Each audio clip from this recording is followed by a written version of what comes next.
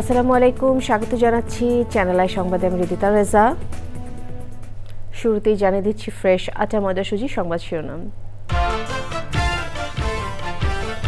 বিশেষ সাংবিধানিক অর্ডারে জুলাই সনদ বাস্তবায়নে বিশেষজ্ঞ কমিটির পরামর্শ, সাংবিধানিক নৈরাজ্য বলে বিএনপি সহ কয়েক দলের মন্তব্য।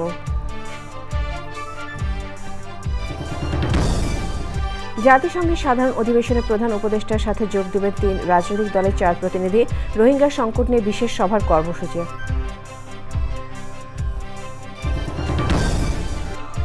এবং কয়েক দফা দাবিতে রাজধানী সহ দেশের বিভিন্ন স্থানে পলিটেকনিক শিক্ষার্থীদের বিক্ষোভ, সড়ক ও রেলপথ অবরোধে দুর্ভোগ।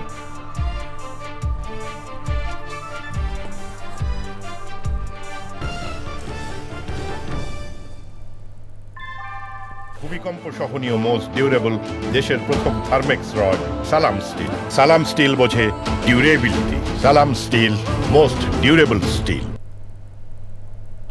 সংবাদ শিরোনামগুলো জানাচ্ছিলাম। এখনকার এই সংবাদ আয়োজন একই সঙ্গে চ্যানেলের ইউটিউব চ্যানেল এবং চ্যানেলের ওটিটি প্ল্যাটফর্ম আইস্ক্রিনের লাইভ স্ট্রিম হচ্ছে। বিশেষ সাংবিধানিক অর্ডারে জুলাই সনদ বাস্তবায়নের পরামর্শ দিয়েছে বিশেষজ্ঞ কমিটি। রাজনৈতিক দলগুলোর কাছে নতুন ওই প্রস্তাবনা জাতীয় ঐকমত্য কমিশন উপস্থাপন করলে বিএনপি, গণফোরাম, বাম দলগুলো সহ বিভিন্ন দল বলেছে এটি হবে সাংবিধানিক নৈরাজ্য। জানাতুল বাকের কেকার রিপোর্ট।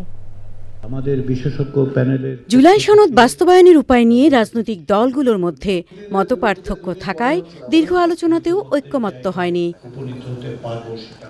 এই অবস্থায় জাতীয় ঐকমত্য কমিশন বিশেষজ্ঞ কমিটির সঙ্গে আলোচনা করে নতুন প্রস্তাব দিয়েছে। জুলাই সনদ বাস্তবায়নে সাংবিধানিক বিষয়গুলো নিয়ে গণভোট, বিশেষ সাংবিধানিক আদেশের সাথে দ্বিমত করেছে বিএনপি। আমরা বলেছি জাতীয় সংসদে যারা ভোট প্রদান করবেন এমপিদেরকে, তার তো একটা জাতীয়ভাবে পরিসংখ্যান হবে যে কতজন ভোট দিলেন, কত ভোটার ভোট দিলেন, তার মধ্যে ম্যাক্সিমাম ভোটার মেজরিটি যদি এই জুলাই সনদকে স্বীকৃতি দিয়ে, এই সংস্কারগুলোকে স্বীকৃতি দিয়ে হ্যাঁ বা না বলে, সেটা একটা লেজিটিমেসি আসবে। গণফোরাম সহ সমমনা বাম দলগুলো বলছে বিদ্যমান সরকারের অধীনেই বিশেষ সাংবিধানিক অর্ডার দেয়া যায় না।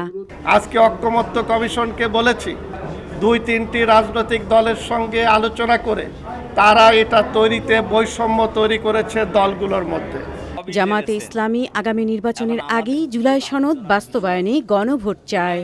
কনস্টিটিউশনাল অর্ডারের মাধ্যমেই এটা বাস্তবায়ন করতে হবে, প্রয়োজনে এরপরে গণভোটে আমরা যেতে পারি। গণপরিষদের মাধ্যমে জুলাই সনদ বাস্তবায়নের পক্ষে এনসিপি। এগুলো প্রশ্ন আছে যে এই সাংবিধানিক আদেশ এটা যদি আমরা দিই তাহলে বর্তমান সংবিধানের স্ট্যাটাস কি হবে। জাতীয় ঐকমত্য কমিশন বলছে রাজনৈতিক দলগুলোর মতামতের ভিত্তিতে প্রধান উপদেষ্টার কাছে জুলাই সনদ বাস্তবায়ন প্রক্রিয়ার সুপারিশ তুলে দেবে কমিশন। গণভোটের মধ্য দিয়ে যখন জনগণের সম্মতি পাওয়া যাবে তখন থেকে এটাকে ভ্যালিডেটেড বলে মনে করা হবে। নতুন প্রস্তাবনার সাথে জুলাই সনদের কয়েকটি ধারা সাংঘর্ষিক বলে জানিয়েছে বিভিন্ন রাজনৈতিক দল। স্পষ্ট করে বলতে চাই। জান্নাতুল বাকিয়া কেকা, চ্যানেল আই, ঢাকা। এবার জাতিসংঘের সাধারণ অধিবেশনে প্রধান উপদেষ্টার সাথে যোগ দেবেন ৩ রাজনৈতিক দলের ৪ প্রতিনিধি। অধিবেশনে ডক্টর ইউনূস আনুষ্ঠানিক বক্তব্য রাখবেন ২৬ সেপ্টেম্বর। এবার রোহিঙ্গা সংকট নিয়ে বিশেষ সভা হবে। পান্থ রহমানের রিপোর্ট। সংঘের সাধারণ অধিবেশনে যোগ দিতে ২২ সেপ্টেম্বর নিউ ইয়র্ক রওনা হবেন প্রধান উপদেষ্টা ডক্টর মোহাম্মদ ইউনূস। সাম্প্রতিক ইতিহাসে নজির না থাকলেও এবার সাধারণ অধিবেশনে যুক্ত হচ্ছেন বিভিন্ন রাজনৈতিক দলের প্রতিনিধি। আমাদের প্রতিনিধি দলে এবার ৪জন রাজনীতিবিদ যাচ্ছেন। এটা করা হয়েছে কারণ যেহেতু আমরা একটা পর্যায়ের দিকে যাচ্ছি যেখানে রাজনীতিবিদদের কাছেই দেশের সার্বিক পরিচালনা ভার হস্তান্তর করা হবে। মির্জা ফখরুল ইসলাম আলমগীর এবং হুমায়ুন কবির বিএনপি থেকে, জামাত ইসলামী থেকে সৈয়দ আব্দুল মোহাম্মদ তাহের এবং এনসিপি থেকে আখতার হোসেন, এই ৪ জন যাবেন। প্রশ্নের উত্তরে পররাষ্ট্র উপদেষ্টা জানান, জাতিসংঘ অধিবেশন চলাকালেও প্রতিবাদের মুখে পড়তে হতে পারে তাদের। সর্বসম্প্রতি যে ঘটনাটা ঘটেছিল সেটার ব্যাপারে কিন্তু ব্যবস্থা নেওয়া ছিল এবং খবর যেটুকু এসে তার সব কিছু কিন্তু সত্য না। যেমন যেটা যে গাড়িটাকে হ্যারাস করা হয়েছে সেই গাড়িতে কিন্তু মাহফুজ ছিলেন না। আমি আসলে খুব আশঙ্কা করছি না, কারণ যে এনওয়াইপিডি এই ব্যাপারে নিউ ইয়র্ক পুলিশ ডিপার্টমেন্টের তাদের বিস্তর অভিজ্ঞতা, এবং আপনারা যারা গেছেন তারা দেখবেন যে মোটামুটি 3 হাত দূরে দূরে একটা গাড়ি এনওয়াইপিডি এরকম অবস্থা থাকে, বিশেষ করে যে রাস্তাগুলো ব্যবহার করে ডিটেলটা। আমি আশা করছি যে কোনো মিসঅ্যাপ ঘটবে না, তবে ডেমনস্ট্রেশন হবে এটা কিন্তু আমি ধরে নিচ্ছি, কারণ এটা ঠেকানোর উপায় আমাদেরও নেই, ওদেরও নেই। জাতিসংঘের অধিবেশনে সাধারণ পরিষদের সভাপতির সভাপতিত্বে রোহিঙ্গা সংকট বিষয়ে উচ্চ পর্যায়ের বিশেষ সভা হবে। Rahman, channel I, Dhaka.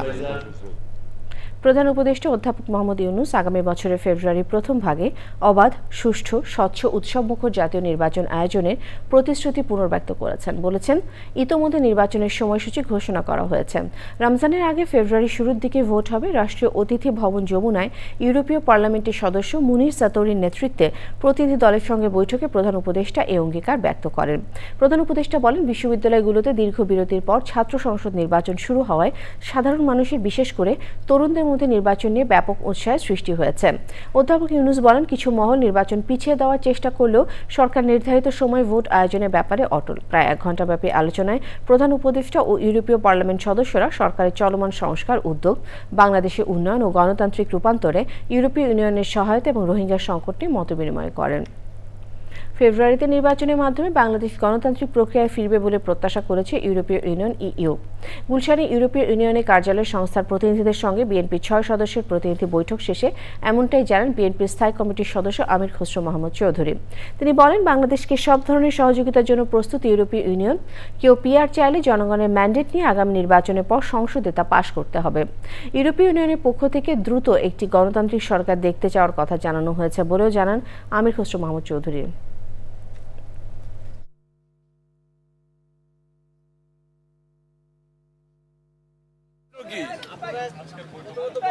বাংলাদেশে যত তাড়াতাড়ি সম্ভব একটা নির্বাচনের মাধ্যমে দেশে গণতন্ত্র ফিরে আসা দরকার, এটা তারা চায়। ওরা অনুধাবন করতে পারছে যে পিআর যদি কেউ চায়ও সেটা তো আগামীতে জনগণের ম্যান্ডেট নিয়ে সংসদে এসে পাশ করতে হবে। আমরা কিছু লোক টেবিলের চারিদিকে বসে কিছু রাজনৈতিক দল জনগণের পক্ষ থেকে আগেভাগে তো এই সিদ্ধান্ত নেওয়া সম্ভব না।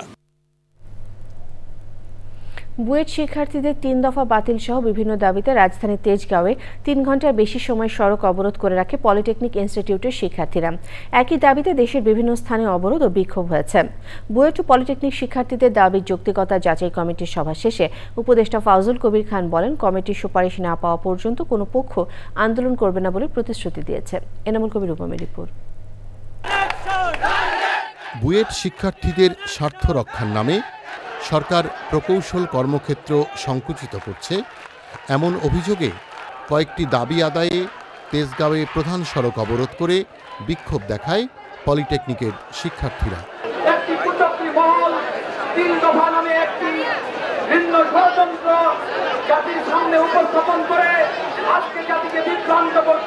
বিএসসি ইঞ্জিনিয়াররা আমাদের পিছন থেকে ষড়যন্ত্র করতেছে এবং আমাদের যে শিক্ষা খাত এটা ধ্বংস করার জন্য তারা 3 দফা দাবি উত্থাপন করেছে। ওদেরও হাজার হাজার ফেল করে, তারপরে ওদের থেকেও ভালো ক্যারিয়ার আসে। ইভেন ডিইউ, বুয়েট, ওদের থেকেও মানুষ পাশ করে বের হয়ে বেকার ঘুরতেছে। তো ওদের সেকশনটাকে আমরা হেও করছি। অবরোধে রেইনবো ক্রসিং থেকে মহাখালী পর্যন্ত সড়কে বন্ধ থাকে যানবাহন চলাচল।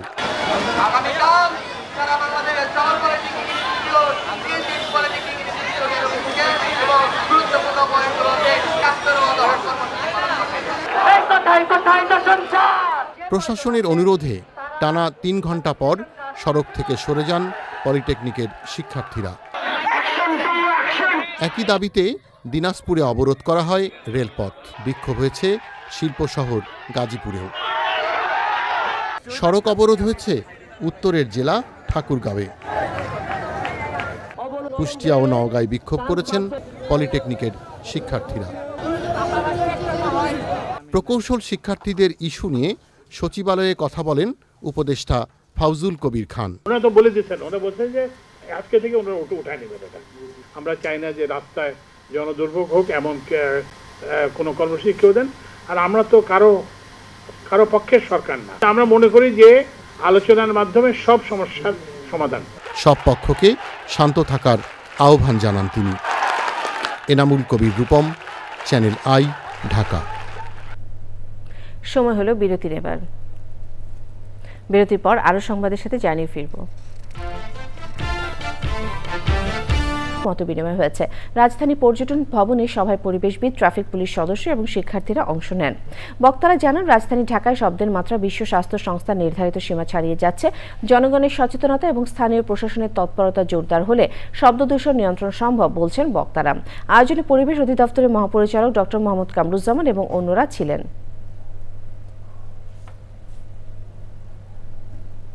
এক্সিম ব্যাংক বাণিজ্য সংবাদ।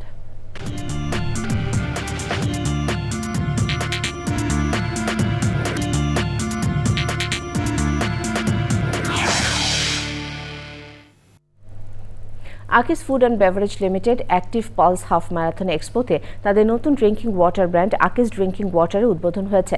রাজধানী হোটেল ভেনেসার বলরুমে নতুন ব্র্যান্ডটির আনুষ্ঠানিক মোড়ক উন্মোচন করা হয়। সাশ্রয়ী মূল্যে সবার জন্য বিশুদ্ধ পানি এই স্লোগানকে সামনে রেখে প্রথম ধাপে বাজারে এসেছে 300 মিলিলিটার আকিস ড্রিঙ্কিং ওয়াটার, যার মূল্য মাত্র 10 টাকা। তবে এই বোতলে বাড়তি 10% পানি থাকবে। শিগগিরই বাজারে আসছে 500 মিলিলিটার এবং 2 লিটার আকিস ড্রিঙ্কিং ওয়াটারও। উদ্বোধনী আয়োজনে উপস্থিত ছিলেন আকিস ফুড অ্যান্ড বেভারেজ লিমিটেডের সিইও সৈয়দ জহুরুল আলম। অনুষ্ঠানে তিনি বলেন, তাদের লক্ষ্য সাশ্রয়ী মূল্যে সবার হাতে বিশুদ্ধ পানি পৌঁছে দেওয়া। আবারও বিরতি নিচ্ছি, ফিরে এসে যা দেখবেন। ফিরে এলাম বিরতির পর। দেশের পুলিশ প্রশাসন এখনো ভারত নিয়ন্ত্রণ করছে অভিযোগ করে গণ অধিকার পরিষদের মুখপাত্র ফারুক হাসান বলেছেন, নুরুল হক নূরকে চিকিৎসার জন্য বিদেশে পাঠানোর আশ্বাস দিলেও এখন পর্যন্ত কোনো কার্যকর উদ্যোগ নেয়নি সরকার। জাতীয় প্রেস ক্লাবের সামনে বিক্ষোভ কর্মসূচিতে তিনি বলেন, প্রশাসন ও সরকারের যোগসাজশে আওয়ামী লীগ মিছিল করা দুঃসাহস দেখাচ্ছে। গণ অধিকার পরিষদের সাধারণ সম্পাদক রাশেদ খান বলেন, যেখানে গণ অভ্যুত্থানের যোদ্ধা নুরুল হক নূরই নিরাপদ না, সেখানে দেশের মানুষ নিরাপদ বোধ করছে না। জাতীয় পার্টি সহ 14 দলের সাংগঠনিক কার্যক্রম দ্রুত নিষিদ্ধের দাবি জানান তিনি।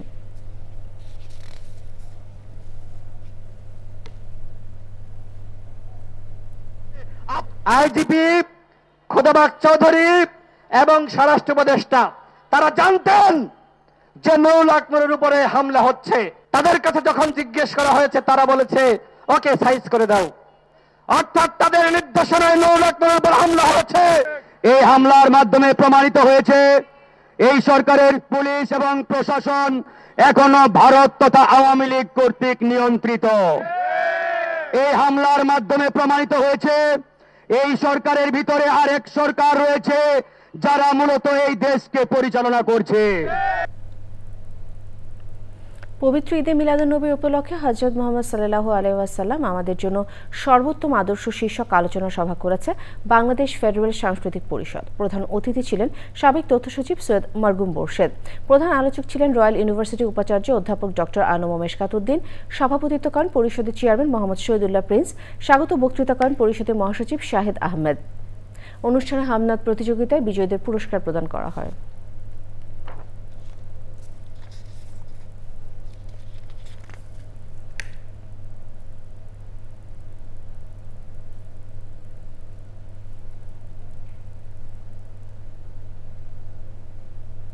খেলার খবর।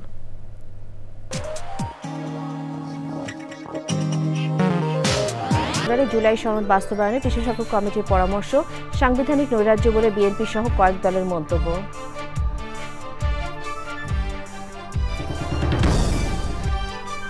জাতিসংঘের সাধারণ অধিবেশনে প্রধান উপদেষ্টার সাথে যোগ দেবেন 3 রাজনৈতিক দলের 4 প্রতিনিধি। রোহিঙ্গা সংকট নিয়ে বিশেষ সভার কর্মসূচি। এবং কয়েক দফা দাবিতে রাজধানী সহ দেশের বিভিন্ন স্থানে পলিটেকনিক শিক্ষার্থীদের বিক্ষোভ, সড়ক ও রেলপথ অবরোধে দুর্ভোগ।